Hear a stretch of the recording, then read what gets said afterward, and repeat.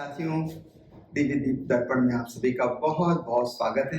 हमारे ये नन्हे बच्चे हैं, सारा भी है साथ में, जो प्रभु का वचन हमको सुनने में मदद कर रही हैं।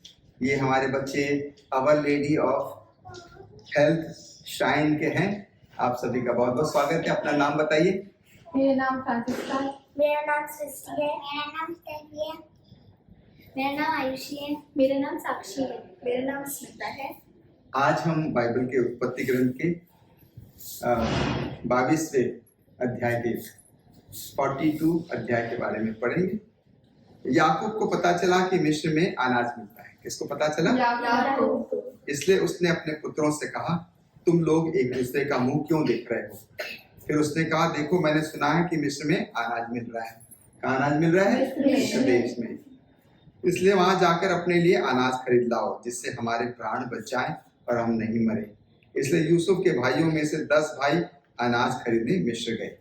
याकूब ने यूसुफ के भाई बेंजामिन को उनके अन्य भाइयों के साथ नहीं भेजा। किसको नहीं भेजा? बेंजामिन को नहीं भेजा।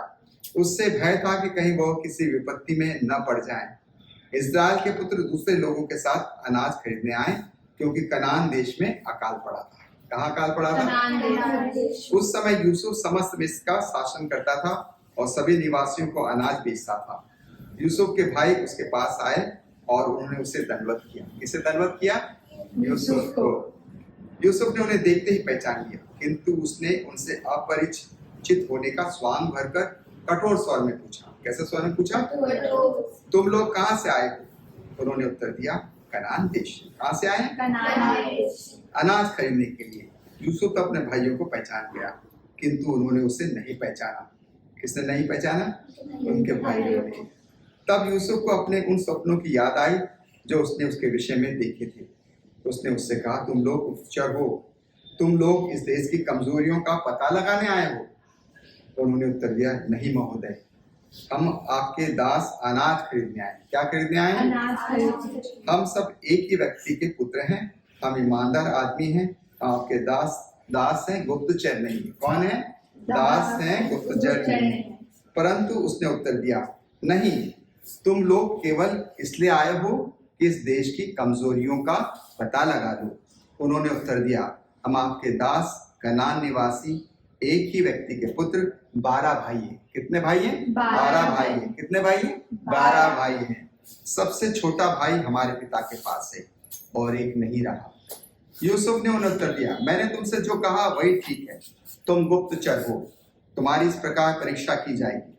फिरौन की शपथ खाकर मैं तुमसे कहता हूं कि जब तक तुम्हारा सबसे छोटा भाई भी यहाँ नहीं आ जाएगा, तब तक तुम यहाँ से नहीं जा सकते। कौन किसको लाने की मांग कर रहे थे? छोटे भाई को।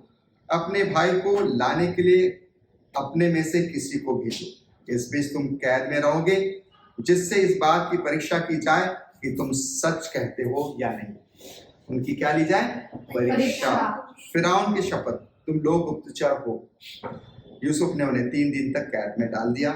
तीसरे दिन उसने उनसे कहा, यदि तुम जीवित रहना चाहते हो तो मैं तुमसे जो कहने जा रहा हूं वही करो, क्योंकि मैं ईश्वर पर श्रद्धा रखता हूं। क्या रखता हूं? श्रद्धा रखता हूं।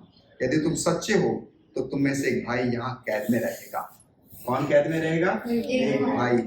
दूसरे अपने भूखे परिवारों के लिए अनाज ले जा सकते हैं, लेकिन तुम्हें अपने कनिष्ठ भाई को मेरे पास ले आना होगा। किसे लाना पड़ेगा? कनिष्ठ, मतलब छोटे भाई को लाना पड़ेगा।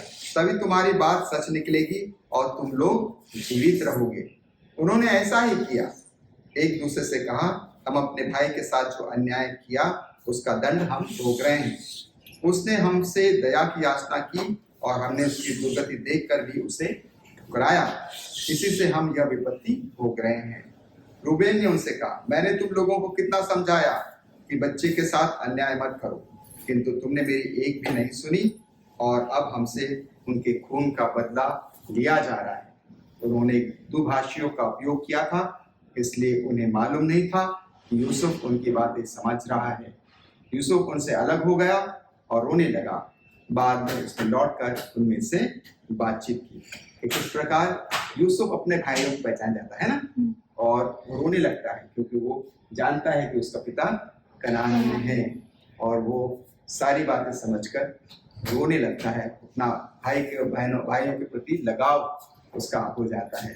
तो ईश्वर पर श्रद्धा और विश्वास के कारण यूसुफ मिस्र में प्रधान बना और अकाल के समय अपने भाइयों की उसने मदद की। ईश्वर का धन्यवाद करें ताली बजाकर, ताली बजाइए।